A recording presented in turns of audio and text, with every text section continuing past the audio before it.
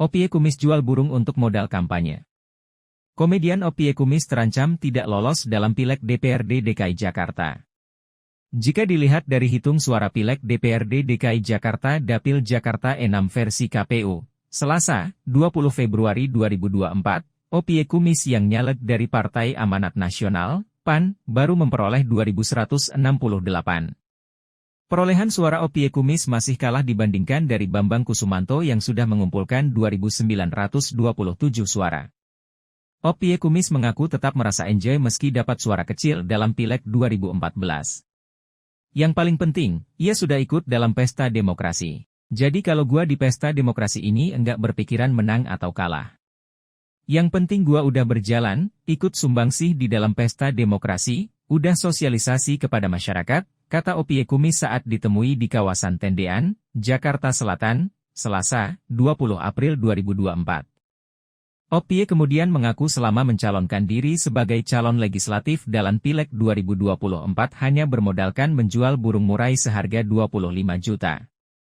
Itu pun dipakai untuk konsumsi tim suksesnya. Banyak yang ngeluarin duit kalah kok. Kalau soal itu udah garis tangan kok. Kalau Allah takdirin kun fayakun jadi, ya kita jadi. Kalau enggak, ya enggak, kata Oppie Kumis. Bang Oppie cuma ngeluarin satu burung murai dijual 25 juta, itu aja. Itu aja cuma buat makan sama anak-anak tim sukses doang. Dan enggak ada lagi, pungkasnya. Komedian 63 tahun ini juga tidak merasa kecewa dan menyesal mencalonkan diri dalam Pileg 2024. Pasalnya, selama mencalonkan diri sebagai calon legislatif ia tidak mengeluarkan uang banyak. Enggak, ngapain kecewa, penyesalan juga enggak. Karena Pak Eko itu orang baik. Gua diajak itu gua enggak pernah ngeluarin duit. Gua di backup sama dia. Makasih Pak Eko, katanya. Gimana nih, calegnya kan kelihatannya suaranya sedikit nih, gimana? Iya benar.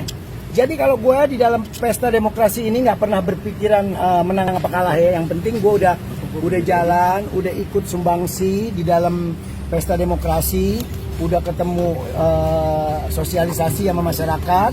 Jadi dalam pertandingan menang apa kalah itu jadi hal yang biasa. Jadi gue nggak terlalu beban walaupun suara gue dikit. Yang penting gue bisa enjoy, bisa kenal masyarakat yang tidak pernah gue kenal. Berarti nggak ada rasa kecewa ya Bang ya? Oh enggak. Ada penyesalan gitu? Enggak, penyesalan juga enggak. Karena Pak Eko Patrio itu orang baik. Gue diajak itu nggak pernah gue ngeluarin duit. Gue di backup sama dia. Jadi thank you Pak Eko, hebat, udah oke.